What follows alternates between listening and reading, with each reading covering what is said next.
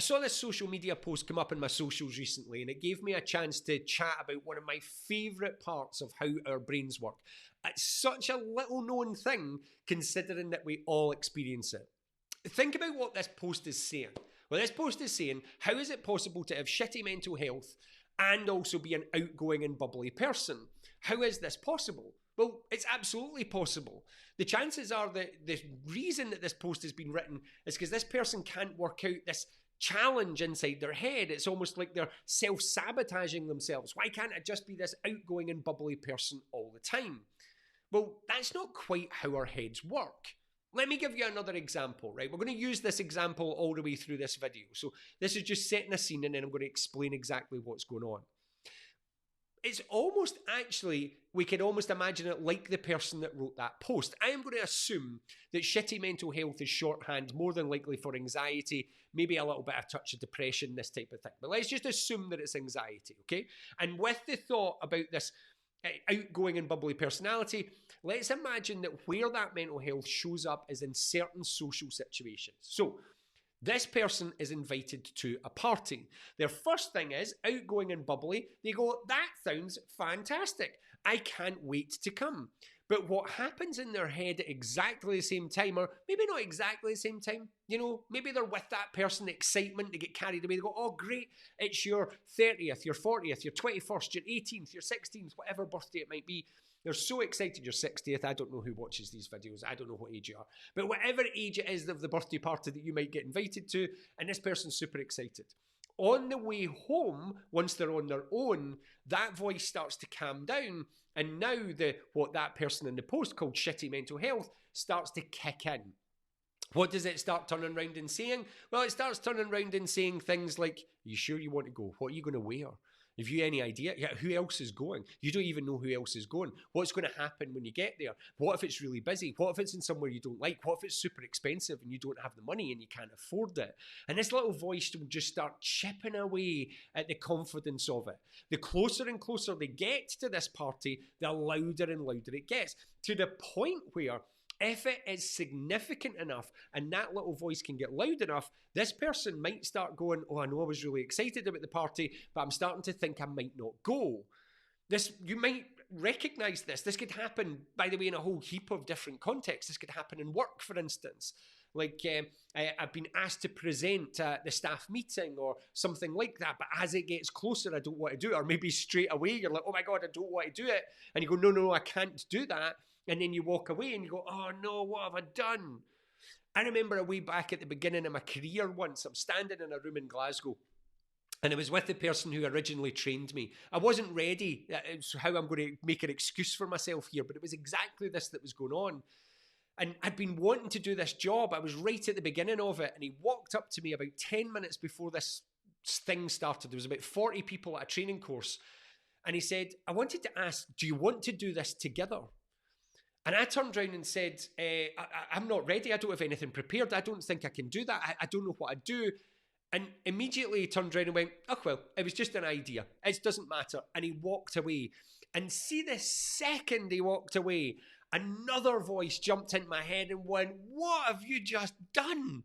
What an opportunity that would have been. What a chance to stand up in front of these people. What a chance to co-train with him. That would have positioned you well, the experience you would have got. And I was absolutely gutted that I let that pass.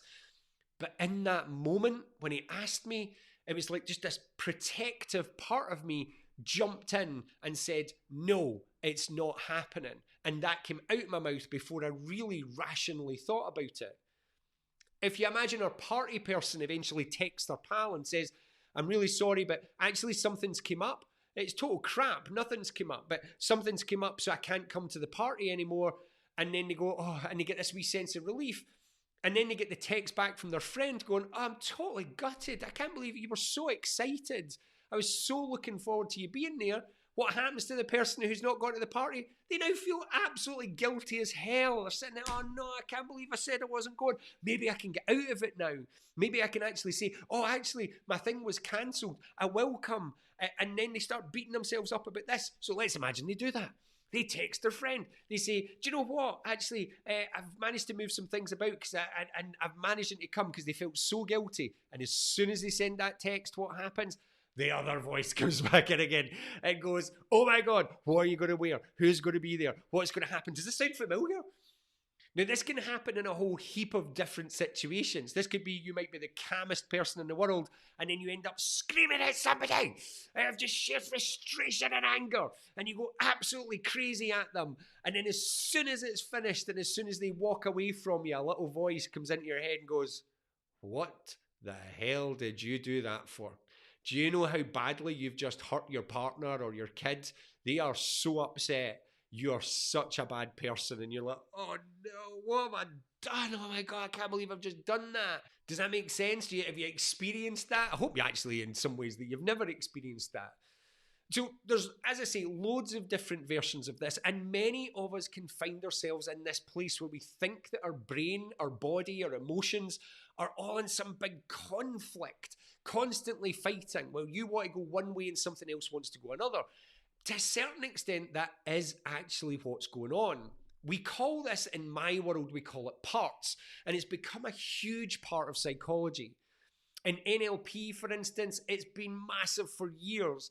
There's a therapy called internal family systems, which has been gaining huge focus over the last few years for its effectiveness that deals with parts. There's a thing called CRM, designed by and developed by a lady called Janina Fisher, that also deals with parts. Psychology now talks about parts of us, and this is what we need to understand about our mind. You are not one thing.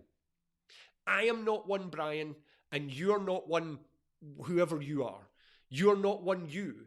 You are actually, your brain is made up of multiple parts of you, all of whom, if you go with my world, have been given jobs to do.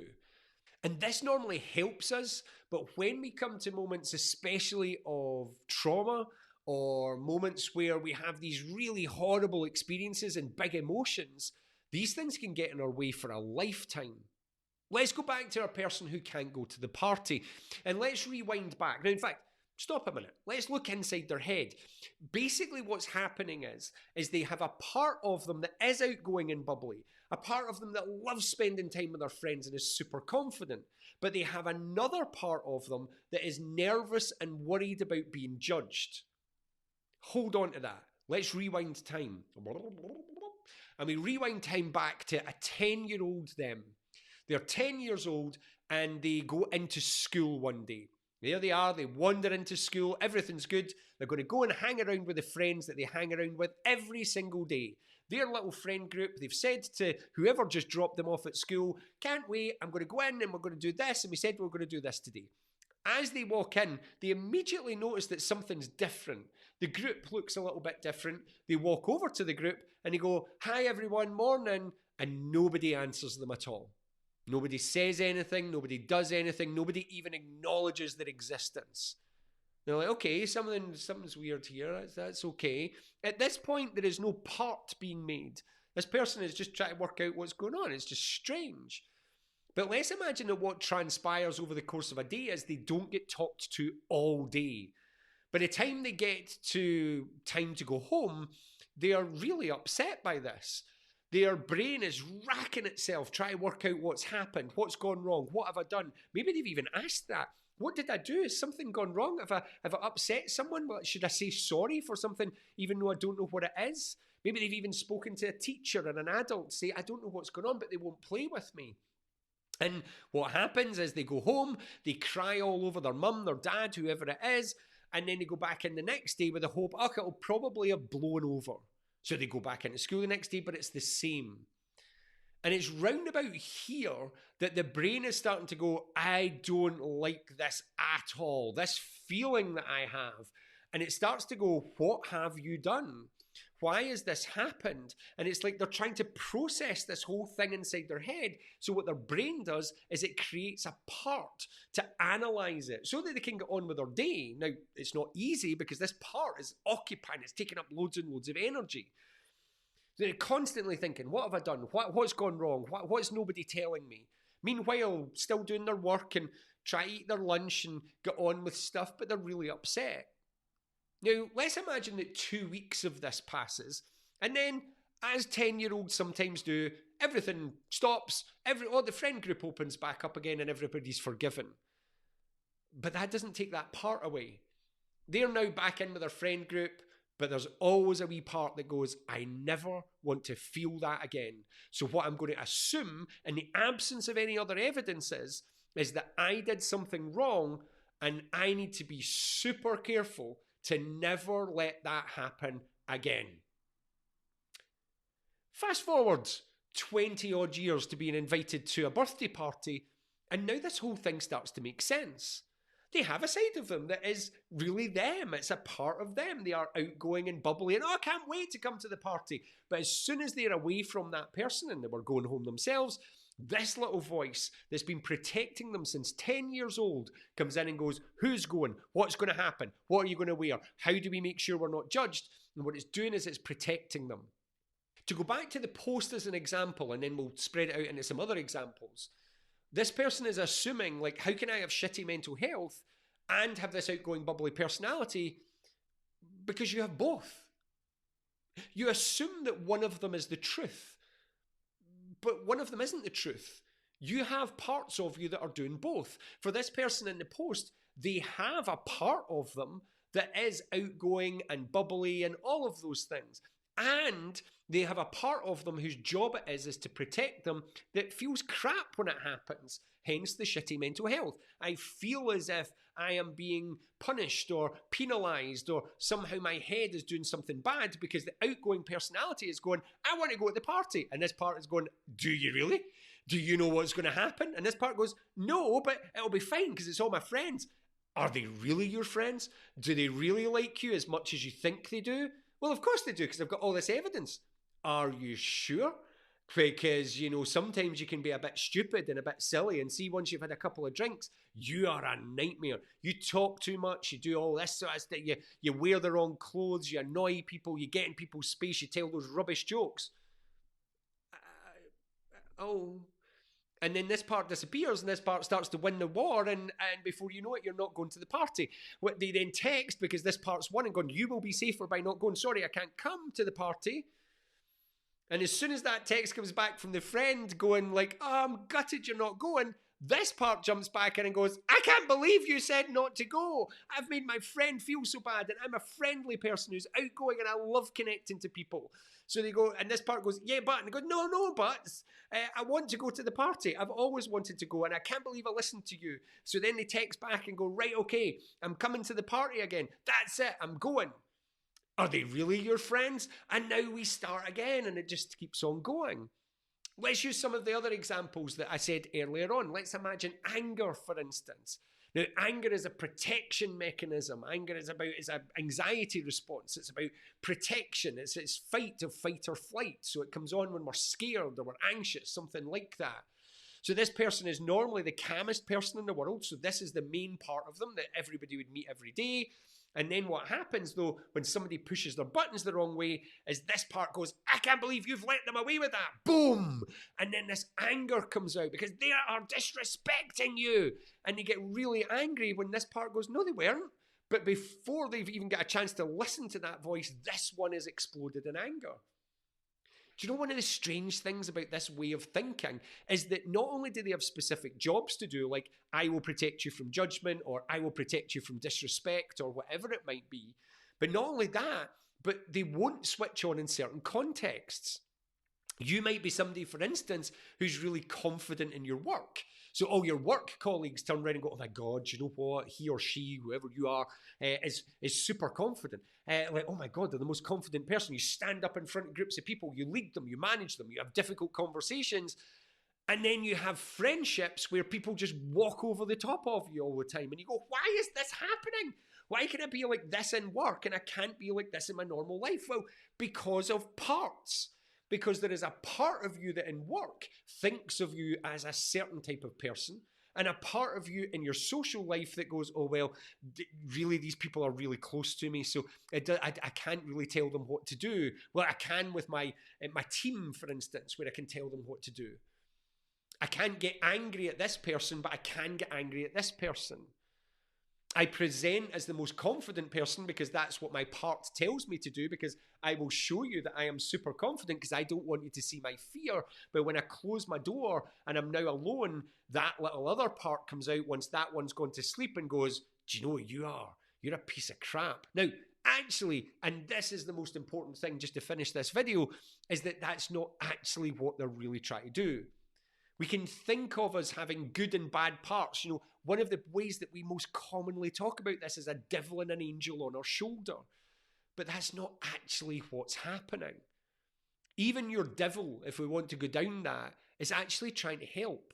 What's the biggest word I've said when I've talked about this one over here in this video? I've talked about protection. It's all about protection. It's not about not going to the party. It's about not feeling that same feeling that this person felt a way back at 10 years old when this thing originally happened. All they want to do is protect themselves and keep themselves safe. The person that gets angry doesn't want to be disrespected because maybe something happened when they were younger that became a defense mechanism that actually worked against a abusive parent or whatever it might be, or friends that treated them badly, or just something that they were taught by an adult is, see, when somebody disrespects you, this is what you do. But they know they don't want to do it, but it's like intrinsic, it's like boiled into them, like sewn into their threads. But actually all it's trying to do is keep you safe. And this is what we do to start getting better from it.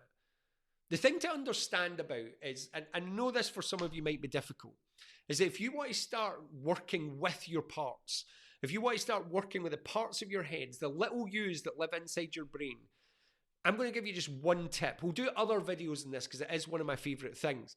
But just for this video, I think that one of the most important things you can do, and this is honestly for some of you going to go, what? Brian, you must be mad.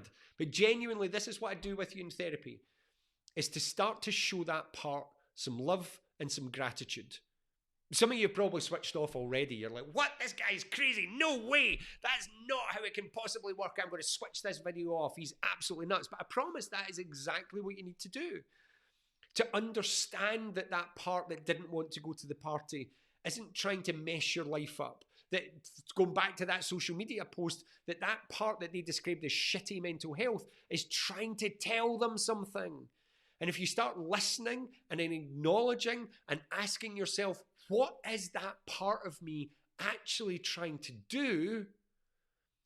We start to learn and we start to go, oh, I see. Now, I don't want it to protect me that way, but I understand that by not going to the party, for example, that what's happening is that it's just trying to protect me. That part with my trainer when I went, oh, no, I'm not ready. That part of me, and I'm going to tell you, in my early career, I used to hugely over-prepare.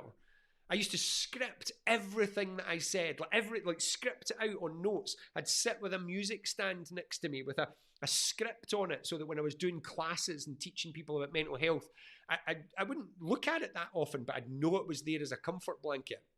And I'd have practiced and practiced because I need to be ready or I won't be good enough. So when he said, do you want to come and co-deliver? That part immediately went, you're not ready, and jumped in and protected me. I thank it. I understand it didn't want me to be embarrassed or shamed or whatever it was it felt. But actually what it did was it removed me from a great opportunity. But it didn't mean that. His initial thought was keep him safe. Once I realized that the opportunity had passed, that part went, I've done my job. And the other part came in and went, no, you've missed an amazing opportunity because actually I'm quite an adventurous type of person. That has now been resolved, and now I don't have that fight anymore. Otherwise, I'd be sitting with, copious notes to help me do this video. So what I want you to do, if this video has made sense to you, is see those bad parts of you. See those crappy, shitty mental health bits. See however it is that you would describe it. What I want you to do is, I want you just to take some time, take a breath, be aware, and I want you just to ask yourself, why? Why would my mind do that? How is it trying to help me? And once you find out, say thank you. And then tell it you don't need it to do that anymore. Because you're not 10 in a playground with your friends falling out with you anymore. Or whatever the situation is for you. I hope you've enjoyed this video. Please subscribe to the channel if you do like it. You really do help. We've not got very many subscribers as I record this just now. So we're trying to build it up. And it just means that you get a wee notification anytime I record a new video, which is absolutely the aim. Follow us on our socials, hit subscribe, and I hope I'll see you again for another video where we'll learn something more about our minds. I'm Brian from Headstrong. See you soon.